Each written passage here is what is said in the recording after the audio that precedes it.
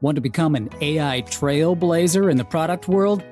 Pragmatic Institute's newest workshop, AI for Product Professionals, is your ticket to generative AI mastery. In this hands-on training, learn to master ChatGPT and prompt engineering to transform your product strategies, rapidly create content, optimize workflows, and make razor-sharp product decisions fueled by data. Don't just keep up with the AI revolution, lead it. Seats are limited. Enroll today at pragmaticinstitute.com/AI workshop.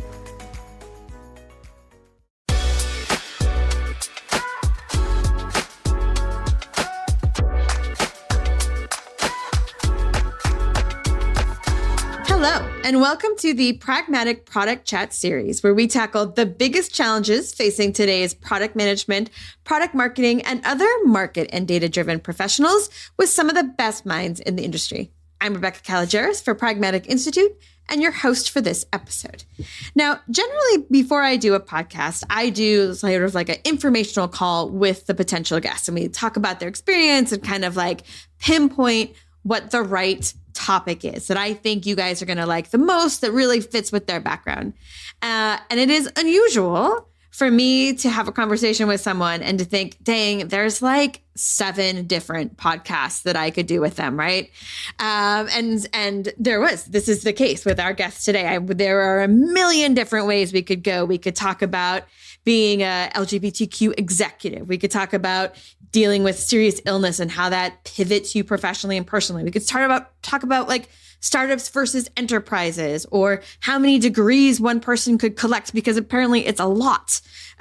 Serving on boards, serving as like advisors to CEOs. There's a ton of different places. And so I decided that I wasn't really going to just pick one, that will hit some of these and that we'll also probably explore more. So all to say, this is going to be a super interesting episode. And I'm extremely excited to have on with us Steve Chambers. He is, again, a man of many hats and many experiences, does a lot with transformational technologies, robotics, AI, has also done a lot in the educational space, currently works at HMH, and also has degrees coming from everywhere and went to Harvard, and he's just super interesting. And we're so excited to have you, Steve. Welcome aboard. Thank you. It's nice to see you. Quite the intro. I know, right? Now that I've teased so many things, but I think it would help everybody just kind of to talk about like the origin story, like sort of your path at a high level that got you where you are today. And then we're just going to dive into a bunch of different things. Yeah. Okay. I rarely talk about it this early, going back this far, but my career really started as an actor. And I think that has become super clear to me later in life, how that influenced kind of how I show up and how I relate. Just last week did an exercise that reminded me of decades ago mirroring, where you kind of mirror emotional reciprocity of somebody else as an acting kind of improv technique. But that's how it all started in New York City when I graduated from school. And before that, I had made money in summers. I was a competitive swimmer, and I taught tennis and taught swimming and coached a swim team. And then when I started to work in the summers rather than, do the swim team coaching, I started to do more and more theater and acting. And then it kind of became a way to make money to defray school a little bit and also a career right when I graduated. So that was how it all started. And then it went to grad school, consulting, and then a lot of years in high tech. And then I had a big illness in 2017, which you alluded to in the intro. And that's when I really kind of got in touch with a passion that I'd always held under wraps, but really decided to throw myself into, which was in and around education in technology for educational purposes. So ed tech, and specifically AI in digital learning experiences. Wow. So you've always been a man of many interests, right? With the swim team and the acting and all those pieces. And I imagine that those various inputs also shape how you deal with every role, right? Are there some strengths that you can like see that you pulled forward from the early acting days that would that you use today? There's some strengths and there's also a couple weaknesses which I've tried to work around and understand a little bit better. But one of the strengths is presenting. When you're on stage and you do a lot of things relative to your body posture and your voice to kind of carry in a larger theater. And I actually started doing some work, more video and on-screen work, which is just the opposite. It's ultra subtle. It's ultra authentic and real. And both of those experiences really serve in business. The former for more formal public speaking when you're on stage, maybe at a big sales conference. And the latter when you're just doing, building rapport with someone and it's a little more intimate and you want to make sure you understand how to give someone full attention. You understand when your mind races ahead. You understand how others can perceive a lack of presence and solidity in the now. Because I was definitely one of those guys who was always, just not quite there. And then people can feel that. I was a little bit like, where's this going? How are they doing? So I think the acting work in that area helped. And it was very early. I mean, I was a young guy and I studied somewhat formally. So it was impressionable. I was at an impressionable age. The downside of that, of course, is, there were years and maybe there's still a touch of this where I can be a little performative, can be a little addicted to attention in certain areas. And that tripped me up once in my career.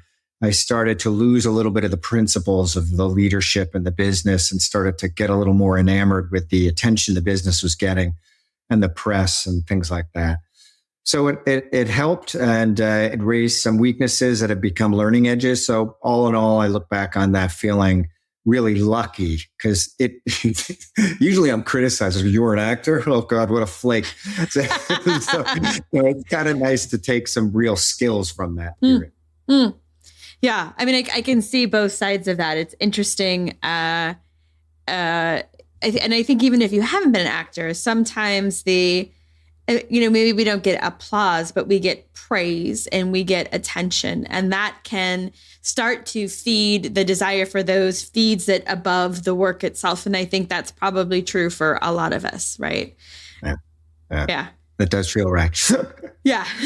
Or at least me. Maybe it's just you and I, Steve, but I doubt it.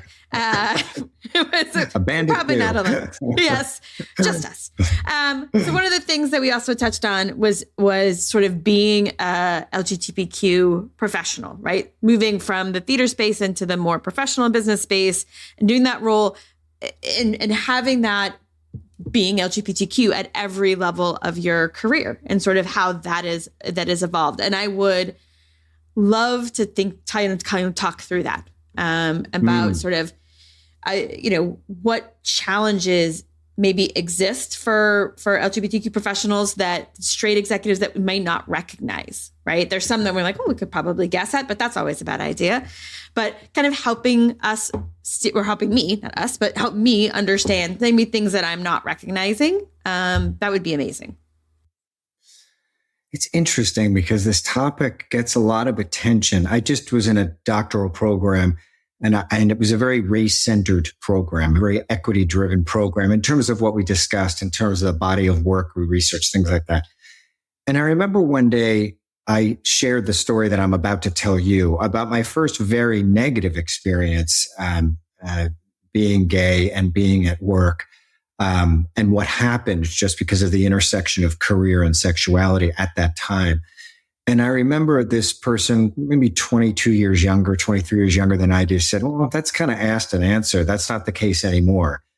And it is the case. So it's interesting that one of the challenges today is that people think somehow this issue is handled, that people don't face the kind of things I'm about to share, when I don't think that's the case.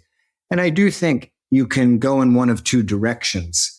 You can get angry, and these aren't mutually exclusive directions, or you can use a little bit, use the, gosh, it's harder for me, like any marginalized population would say, it's just harder for me. I have to do X harder. I have to be cleaner. I have to be tighter. I have to be more strategic. I have to be more driving. And I went in that route.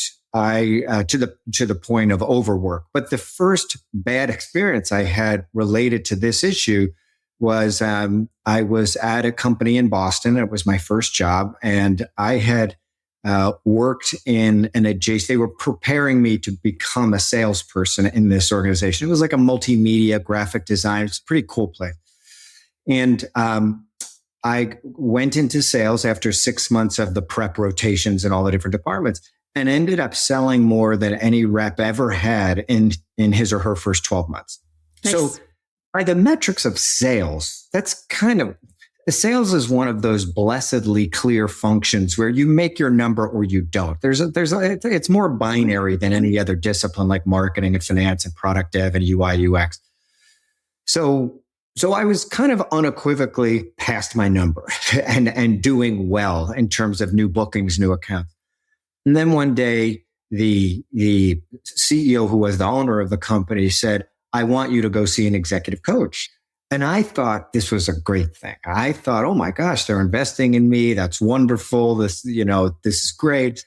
And I ended up going in, and it ended up being a conversion therapist.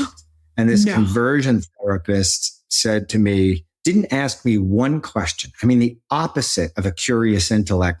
He said, tell me about your relationship with your father. And I said, it's great. I'm very close with him. My parents are dynamite. He's hilarious. He's a successful business guy, blah, blah. And he literally looked at me and said, no, that can't be right. That can't be right. Because if you're gay, you had issues with your father, and that's what we're here to unpack. And I was very proud of myself because you alluded to this a second ago. At that time of my life, a little bit more of a people pleaser. I mean, I tried really hard in academics. I tried really hard in swimming. I tried to excel to hide my secret of my sexuality in high school and college. So I was not equipped for this. I didn't, today you'd see someone get up and say, excuse me, sir, you are wildly out of line and I'm going to go see HR. This is a violation, blah, blah, blah. Back then, I remember I just slowly stood up and looked at him and said, I don't know what you thought this was, but I can't stay here. I have a great relationship with my father and I don't know what you're trying to say. Then I went back to the office and made an appointment with the CEO and said, this wasn't an executive coach. He said, yeah, but I think it's really career limiting, the lifestyle you've chosen to pursue. And I remember walking out of his office, and then I came back in the next morning and said, and resigned. And one of the last things I said to him was, I'm just curious. I was the most successful new sales rep you've had. You gave me an award for this. So this isn't my ego run amok. You acknowledged it at a company meeting. How do you square letting go of someone and calling this a lifestyle issue that's somehow in conflict with your business? Your business is your business. I don't understand. And he basically said, look, kid, nice try. I'm the owner of the business. I make the rules. So that left a really bad taste in my mouth. And my father passed a week later. So it was a real suddenly, and it was a real kind of rush of emotions. And so that was my first experience. And from there, if I had been a little closeted in high school and in part of college, I really doubled down at work because I thought there are real prices I pay. This world out there doesn't matter how I perform. It's irrelevant. Yeah. And that took me about 8 years to unlearn. And then the only reason I unlearned it is a series of extraordinary mentors who were completely meritocratic. And I look back on this and I'm shocked at how lucky I was. And I've tried super hard to be that guy for other young LGBTQ employees and people who want to invest in themselves. Because those folks, none of them were LGBTQ. All of them accepted me completely, principally because I was high achieving and very dedicated to the work, but also they just supported me in general. So it was a bit of a mixed bag. And gradually I felt, today we call it psychological safety, but gradually I thought, okay, I'm not going to pay the price. My advancement's going to be a little independent. I still was dissembling a little bit because there were no other gay people, and particularly in sales and high tech, and there were no other gay people. I mean, we had an organization. At one point, I was running an organization of 2,200, 2,100 people. I can't name one gay person in the whole organization. There clearly was, but they weren't out. And I just still find that a little bit interesting. But my history has been by the kindness of mentors a very informative initial experience that was harsh, but really shaped a frame for me. I grew careful of who I invested in, who I entrusted. And then finally, in the latter stages, once I was kind of running businesses, I tried to really be, just meritocratic myself. I tried to extend what I was extended and really support people. And along the way, I invested in some people who weren't investing in themselves. So that's another mentee characteristic that I hold very dear. Mentoring people who aren't in the headspace to invest in themselves it's putting money in a bank that doesn't pay interest. So I'm careful about in whom I invest. And that's also a part of the takeaways from that LGBTQ business progression. Wow. So that story blows my mind, and it shouldn't, right? Like, it shouldn't. And yet it does. I mean, because the gall and the approach of it, the whole thing, right? And then just to have, so I am first just very sorry that happened to you. And I think it's important when you started off by saying that, like, this is not a handled issue. I think that's really important to underscore now too, because again, we think that's crazy. That wouldn't happen today. Now, it might, depending on where you are, but also it doesn't always look the same to mean that it's not happening, right? They may not book you an appointment with someone and try to, force conversion on you, but it doesn't mean that same underlying aspect isn't there. And I think what that really illustrates. Yeah. And I think it's true. And I remember, and it's not the same thing. So I am not trying to do that. But I remember graduating from college, all innocent, thinking the world, like thinking that like sexism didn't really exist. And then I moved from the East Coast and I moved west. And I was like, holy crap. Like, it's still here. It still exists. And that the other point you made that's really powerful is it doesn't matter how good a job you do, because there is nothing you can do that is going to change what they believe. And that doesn't seem for kind of like high achieving type A, that doesn't seem possible, because I'm super positive. So I'm confident I can win everybody over. But it's true in the circumstances. It has nothing to do with you and everything to do with them. Yeah. Yeah. And that's tough. Yeah. And it's particularly tough when you're in charge. You're constructive about your experiences, and maybe you really want to invest and give back and create that psychological safety so people can be who they want to be, as jargony and trite as that sounds. It's actually easier. Like doing this interview,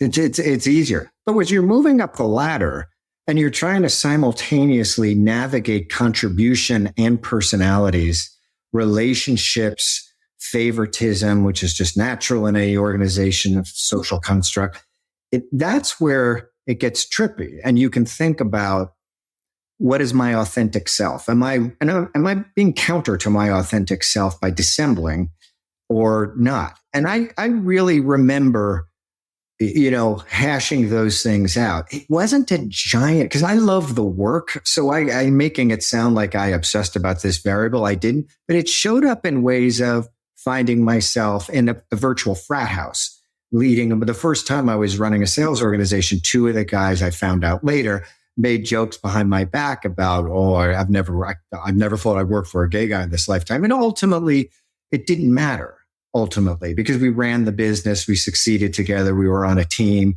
So it's just so interesting how moving up, this is why I pay so much attention to LGBTQ employees in their 20s and early 30s, because that's when you need the most support. That's when you need to know it's okay to be you. And, yet we still want to see the contribution.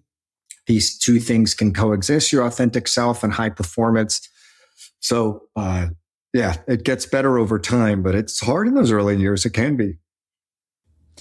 And I imagine you talk a lot about mentors being and having really important mentors, but I think that when you get to a point where you have more security because you've moved up in there, that being a mentor in that situation is really important, right? Because you have, I don't know how to say it, right? Like you have this ability to help that it's like, we just have to do it. I don't have the words for this, right? But it's like it is really, really important to not do that. Well, man, I had to fight on my own, so they will too, right? Which we see, but that the gift you can give when you've fought through some of these and you are in a secure position to be the mentor, I think is really powerful. Yeah, well, that's such an interesting example, because I agree that sometimes people can abandon their mentorial post and say like, well, I had tough knocks, kid, you will too. When what we should be doing is giving support amidst the tough knocks, not enabling people, not providing the answers for them, but just making sure they're supported and have a backstop. Mm-hmm. Mm-hmm. So we talk a little bit about mentor and how important some of the mentors you had that really focused on meritocracy. And again, regardless of what their orientation was, but that was really a place that let you be comfortable in just being the overachiever you are and not worrying about the rest of that.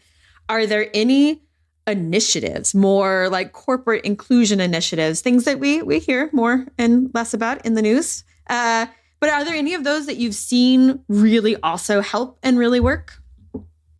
I have not experienced those. My philosophy is much more individualistic than I wish it were. Because I really didn't have an affiliative group. I didn't have any structured support. There was no DEI initiative by name during my years kind of moving up the ladder. Yep. So It was all relational, and it was very, very one-to-one. Mm-hmm. Mm-hmm. Okay. Today, I see a little bit different. And I think, it's funny you talk about the climate right now because this issue is so central, but those doctoral cohort mates I had, 20% of them were DEI executives and professionals.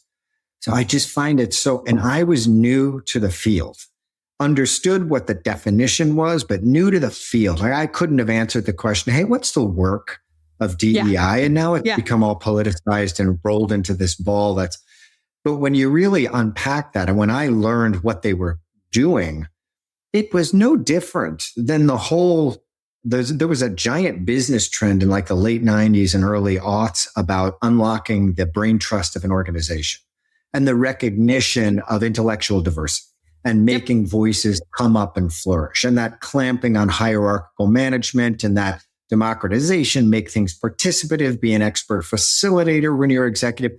Thematically, that's a lot of what their work was as DEI executives. So I feel like I tangentially benefited from those type of things, but I don't think there was any kind of group, a support network that there may exist today. No, that's totally fair. Are there, if you had a magic wand, what would you put in place in an organization? Or can you picture some organizational wide things that would help? Or is it really like so much? It's not so what we put in paper and say these are our things. It is the individual connections and mentorships. I've been barraged by compliance-oriented measures in this field of DEI in the last 8 years. Mandatory trainings, you'll have to do this or else. Hypersensitivity, that's the problem for me. This isn't necessarily a problem for everybody, but that combination of recognizing that if we do our jobs right and create an environment where people feel safe to contribute, we unlock the organization. We effectively, as transactional as this sounds, we get what we paid for. People contributing at their highest and best capacity, optimistically, energetically, et cetera.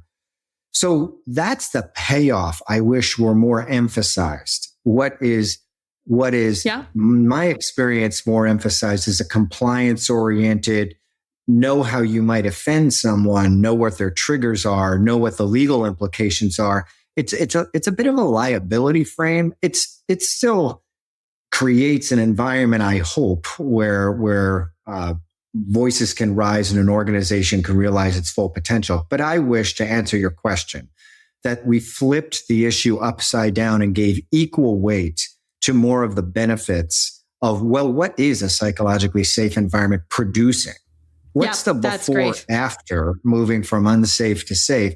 What does that look like? And what does it feel like as a leader? This was huge for me in my 30s. What's it like to let go, to not feel like you have to control the group narrative and performance? Just as a leader doesn't mean you answer questions first and you suck the oxygen out of the room. It's so hard to learn that. Well, yeah. So what does that mean? So I wish, to answer the question, I wish there were more emphasis on those type of organizational outcomes and the payoff of equity, not equity for equity's sake and legal compliance exclusively, but far more, what are you trying to do as a leader? What are the levers of transformational change, and how dependent are they on individual contributors and group performance? Let's talk about those issues in that lens, those inclusivity issues through that lens of performance. And I know that's not the full credit answer, because there's more to life than corporate performance, but my orientation as someone who came up through corporations that were designed, I didn't work in nonprofits. They were profit-seeking organizations. They were driven by market share. They were driven by innovation. They were driven by profitability and margins. So it just kind of was a key aspect of the mission. Well, and let's be honest, it is those things. It is the profits and the margins that employs all of us, right? Like that keeps the lights on. We can't separate that from the mission of the organization. And I really like what you're saying there, and I hadn't really thought about that we focus so much on the how we're going to build this environment that we forget to explain the why and the advantages it has across all segments, right? The advantages of the organization as a whole, but also the advantages to every group in there. Versus we often tend to think of it as something for some other group. I'm changing something that I'm doing for them or vice versa.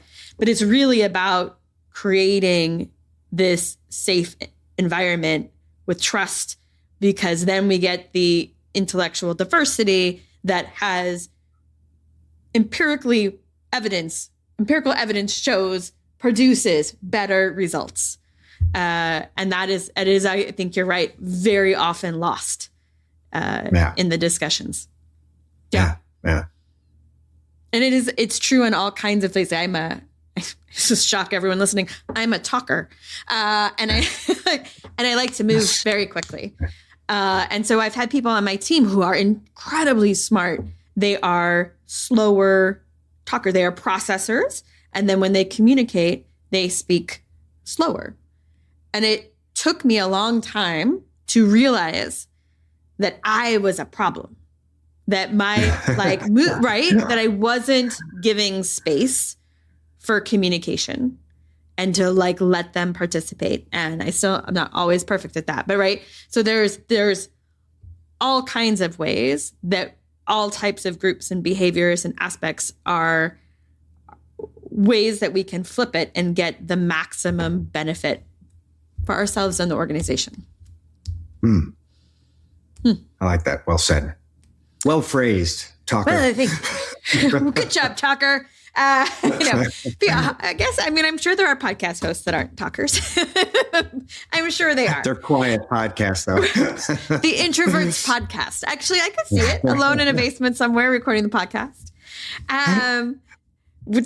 You mentioned the mentors, and sort of, I would love the mentor-mentee piece is a thing that I think is really, really powerful. And it's often something that people don't embrace early in their career, right? Like either they're not sure what to do with them or they think it's a weakness. But I would love for people listening I would love for you to think about how do you engage a mentor, right? How did those relationships begin for you? And how do you recommend when people are looking for a mentor that they reach out? I don't know if I have a formula about this, but I can describe what worked for me, and maybe other people, it'll work for them. Because I have seen friends, and now I'm in a master's program right now, probably my last academic pursuit. And I've seen it in this program where people look at mentor-mentee relationships as very transactional. I want a mentor. How can they help me?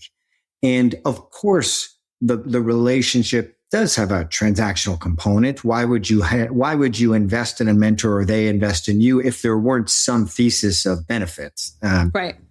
But what I was lucky because of my 4 major mentors. 2 I didn't choose. 2 just happened to be my bosses, and we happened to really click. But 2 I did choose, and I chose because one of them, who taught me the most fascinating piece of advice. I loved his philosophy because it was holistic. One of the most powerful things he ever taught me was relational, about your primary intimate relationship, which is shocking because he's a hard ass ex-Marine, Citadel graduate, CFO guy. I watched him and stylistically was so unlike him that I wanted to understand him better and see if there were ways that I might benefit from some of the benefits he enjoys from that style. So with him, I watched him, and he was not in my domain was product, marketing, sales, corp dev, biz dev, and he was finance, admin, G&A. So I didn't have a right really to be in his orbit. And again, he was also a hard ass. He was he's a scary person. He was famous for saying in a meeting once, fear motivates. Why is that not obvious to everyone? He was joking a little bit because he was very well liked, because he was principled. He was never just a bully. Anyway, I ended up navigating into his environments and made friends with his administrative assistant. And then finally, after being in his environments, I'd sit in on a product review that had a financial bent to it that he was overseeing. Finally, I just asked for time on his calendar and said, finance isn't my background. I have an MBA, but that's just kind of a cursory level. I'm really interested in what you do. And basically, we worked out a way for me to be proximal to him. He was kind of flattered in retrospect, and I was thrilled because he could have very easily said, I don't have time for you. I don't have time for this, or I'm mentoring in my own functional domains. Thanks, or whatever. And he didn't do that.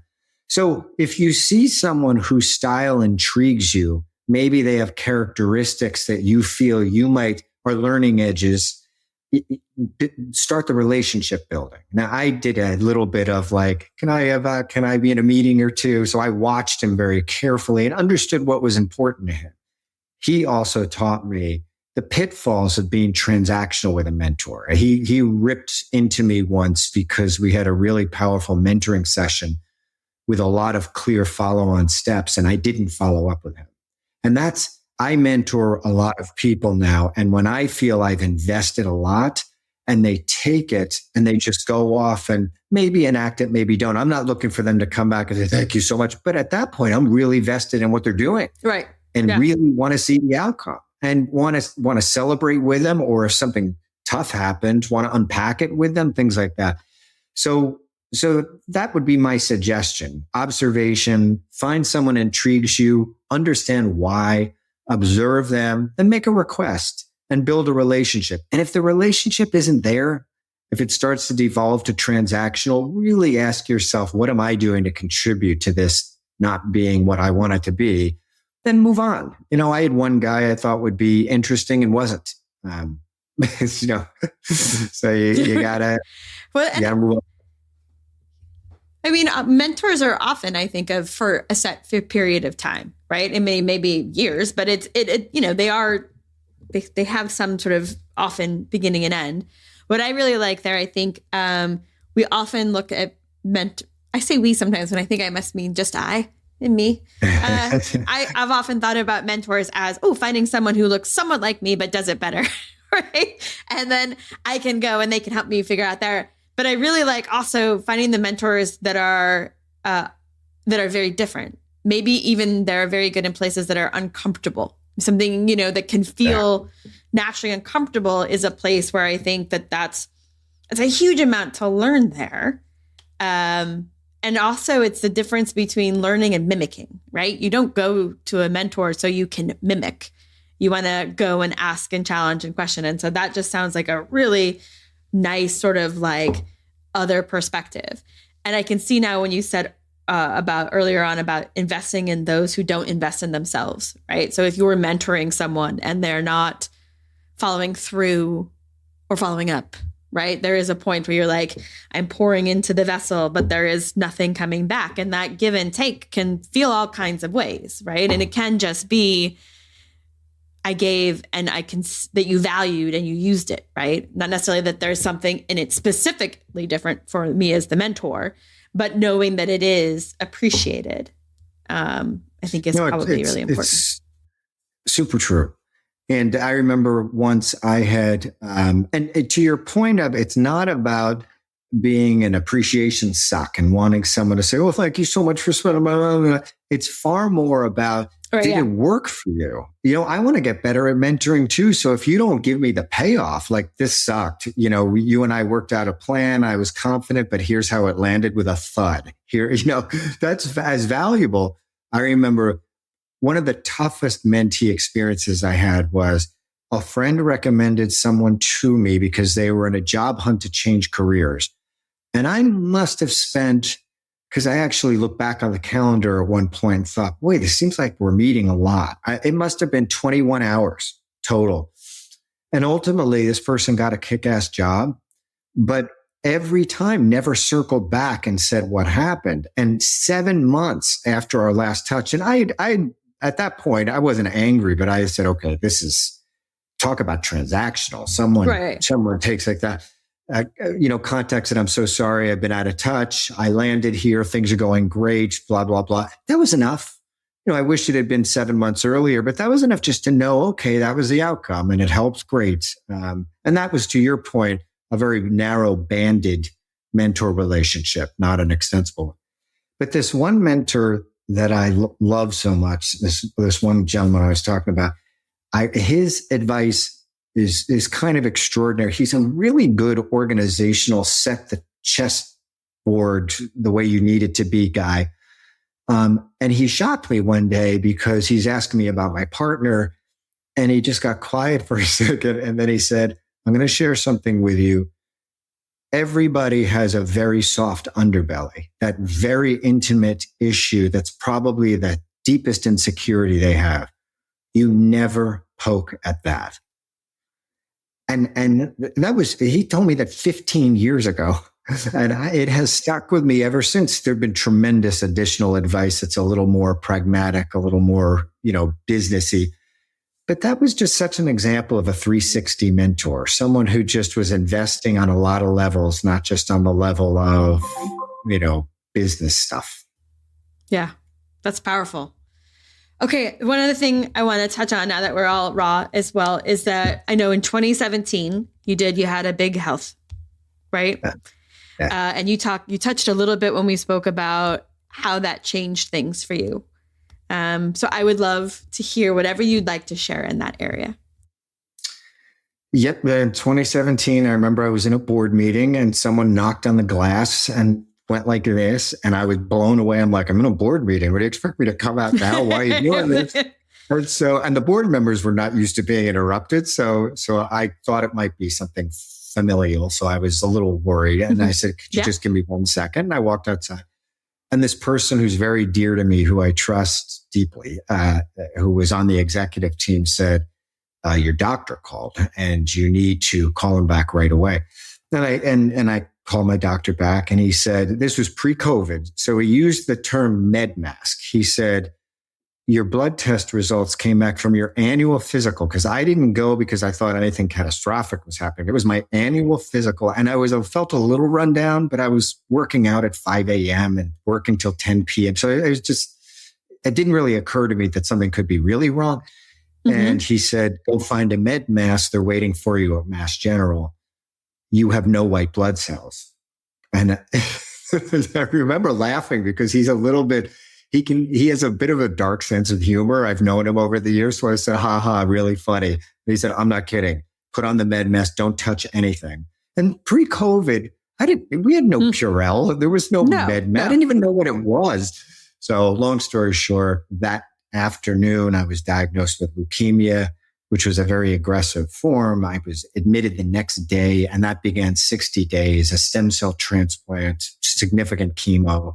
It's a lot. And then the recoup is quite long, and the chemo is so strong because they kill your immune system, and your immune system reboots with someone else's, in this case was my brother, his stem cells, and your blood type turns to the donor. And they theorize some other characteristics, allergies, other things can start to mimic your donor. So it's a very interesting, it sits in your head a little bit like, is this that, hey, I needed an eye and the donor was a murderer. Now your eyes have a murderer. So it was, while I look back, and I have a friend who was a CTO with whom I'd worked 15 years prior, who had the exact same diagnosis in the same hospital, and he didn't make it. And it was that guy's experience that put me in touch with how serious this. It sounds silly. Of course it was serious, but that it was life-threatening. Like this might not work kind of serious. Mm-hmm, the stem cell transplant, the regrowing of another person's immune system in your own body. But to your point, I've heard people, particularly celebrities who've had illness, talk about it's life-changing. And I used to always think that meant, well, because your life's been preserved. So it's changed because you have a sensor. It changed my whole perception about time, how much time I have in front of me. It definitely changed my perception about value, contribution. It was super fundamental. And I moved at that point into the field of education because of that experience, because I thought, okay, I've been working in high tech and AI and voice recognition and video conferencing and blah, blah, for 27 years.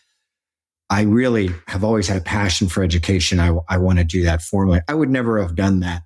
I never had a sense of life's runway moment to moment. I just didn't think that way. I didn't think about it. And all of a sudden I really did and do. Now it changes decisions on a daily basis, even though now it's been 7 years, which in this case, after 5 years is considered a really good sign in terms of your body kind of accepting the new you. So yeah, it was major. It created career pivot. It created a life philosophy pivot, and it changed my whole sense of time on planet, time left. What do you do with that time? Who are you? All those things that you hear when people are on Oprah's couch. Wow. I mean, and I think it's one of those things, I think it's one of those things that even if you can understand intellectually from other people's stories, it is very hard until you've been through it and just the acuteness of it. And also, there's so many parts of your story, Steve, too, like the idea that you were in a board meeting, that it was just your annual physical. And so, like you said, you were a little, like in retrospect, maybe I was a little tired, but you weren't like, oh, this thing is coming. And then boom, it's like the next day. You can't touch anything ever. Next day you're in there for a while, you're regrowing. I mean, it is all of those, everything that you did and getting ready for the board meeting, and you were thinking about all the things in the board meeting that you were saying you were going to do after the board meeting, right? Like all the things that you're getting approval for in the board meeting all just stop, right? In a way where it was inevitably, I wasn't there with you, Steve, but you know how consuming those board meetings can be, and the prep and how steeped you are in there. And then all of a sudden the next day you're like, well, that is actually really not important. Yeah. In the same way that's that it was intuitive of you, because that's super intuitive, and I've never even talked about because it's hard to express how life's priorities in a second can change that materially. But you're absolutely right. What I thought was so important, so the purpose of me, all of a sudden it gets very clear very fast when you're fighting for your survival effectively. When yesterday you were fighting for maybe an idea in the context of a startup, in the context of blah, blah, blah, blah, blah. So it's very intuitive. It's exactly how it was. It just changes everything. What are some of the, I don't want to say lessons, but are there like lenses or filters that you use now after that experience that you wish you could have used, or you wish you would have used when you were younger, like things that you would tell yourself, hey, by the way, you may not believe me until you go through this, but think about these things. Yeah. The first one is become jargony. It's authentic leadership. And in my generation, and my dad used to say to us, you have two ears and one mouth, use them in proportion. It's an old saying, but he used to really drum it into us. And he had another phrase that, when you have meetings with people, make it your mission to always leave them clearer after the meeting than before. Whether that clarity is tough love, whether that clarity is championing them and rah, rah, leave them more clear and motivated to take whatever step they need to take. It was a thesis that was kind of driven in, as was the leadership ethos of the 90s and aughts, and which was, you're there to listen. You're there to facilitate. You're there to inspire. You're there to. Now, authentic leadership is it's often about self-revelation. Particularly the younger generations want to see you're a human being, want to understand your why, your attachment to the business. When you're not used to talking about yourself, when you're used to asking 2 questions for every piece of information you might volunteer, not because you're hiding, although I made an art out of hiding, my sexuality in high school and college. So it's a comfortable place for me, but it's because you are trying to be about them and their needs. It took me a very long time, and I don't think I would have seen this if I hadn't been sick. But now I often bring up that I had kind of a catastrophic diagnosis early in a dialogue with someone. And I used to be so fearful that I don't want to be seen as the sick guy. Yeah. I don't want them to ask me. Every time they see me, I don't want to hear, how are you really? I just don't want it. And then I realized part of being open about those areas, my male partner, my leukemia diagnosis, at a much lower level, other insecurities that are relevant. That's become my lens of authenticity. And I underestimated the degree to which it serves people. People feel like they see you, accept you more, understand your motivation, and therefore can attach to your motivation more. That's been a real redefinition of leadership for me. And that's been a major new lens that I have that I didn't have. That which I used to keep hidden, if I voice and explain why it's important, has become one of the biggest strengths. And I think that's one of the 2 biggest lessons. The second one sounds mundane, but I did not understand taking care of yourself. I beat my body and I just look around. I working 7 days a week, was working ridiculous hours, would be going to the gym a lot. I didn't realize, how important it is to really, again, trite as this sounds, listen to how you're doing, listen to your body. Now at my age with this diagnosis, I don't feel there's a choice. If I didn't pay attention to those cues, there'd be a bad outcome. But I really, the authentic leadership is woven into this ball. People my age often talk about, why on social media does everyone reveal so much? Nobody cares about the intimates of your life, blah, blah. But there's a very difficult unlearning to be done about talking about yourself in a way that doesn't tilt it to indulgence, but that helps people understand who you are such that you can reach them and they you better. And that took me a really long time to understand that. I don't think I would have gotten it had I not been sick. I think the other thing that really does is by sharing things, you give permission for them to share. And that's powerful as well. I mean, it's even in the little things that it's like they breathe differently. Like there's an openness because, we're humans here, which means when I have a human thing, I can feel like I can talk to you because you have made that door open. And like, honestly, as leaders, we have to be the ones who open the door. And you open the door by doing and not just saying, right? I mean, like the easiest, simplest, most simplified, boiled down version of this, that's not nearly as profound as what you've just said, is like the number of times I told my team that be flexible. If you've got an appointment or a game, go. And you know what? Did they do it? No. Did they do it? Until I was like, I am leaving early today and I am going to my daughter's school. I had to do it and say it before. And I mean, again, I meant it, right? And that's like the littlest, teeniest bit. But when you talk about being really authentic and vulnerable about something big, right? Your illness. My daughter has had 3 open heart surgeries, right? When you open those things up, and it is a balance because you're like, I don't want, and the thing and but when you open it up, people can share when they need to share. Now it's not to your point. It's not like, well, let's chop your bad story with my bad story. Like we're not talking about that, but those things are important in helping them understand you and the way you work and those pieces too. So powerful stuff, Steve. We've only gone through like half the topics we could have too. So, again, I was like, oh, that would be fun. And that one would be fun. But I think this conversation was really great. And a lot of really good lessons for everybody, right? About mentorship, about setting up safety, about making sure that you've got like authentic. There's a lot here, and I really appreciate your time. I always ask all our guests if you could have listeners do 2 things differently tomorrow based on what we talked about today. What would it be?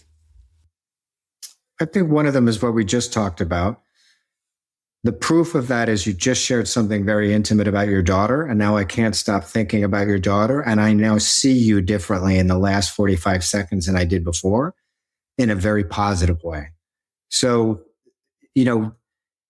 and the second thing I'm going to make very related to that. You jokingly talked about, you didn't use the term adversity Olympics, but sometimes hurling your identity markers is not necessarily authentic sharing or authentic leadership. Yes. It's interesting, but it's not the full credit answer. So I guess the first thing is, what are those things you're afraid to share with people that may help them understand you better and may help your rapport and in turn ultimately help both of your performance in your organizations?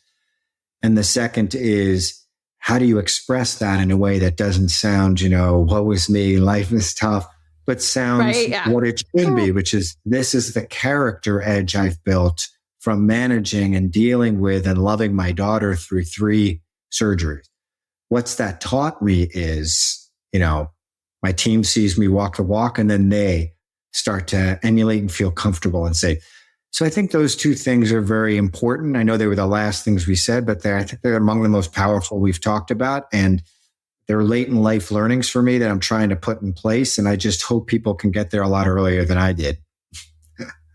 Right? Yeah. Hope everyone learns faster than we did. That's very fair. I also, that was a really interesting one too. The point of sharing the authentic items and how they affect you does not necessarily mean just giving everybody all your labels, for lack of a better word, right? That there is a different piece there that I think is really important. But Steve, this was a great conversation, and I really appreciate your open conversation with us and your sharing all of your history. It was fabulous having you on.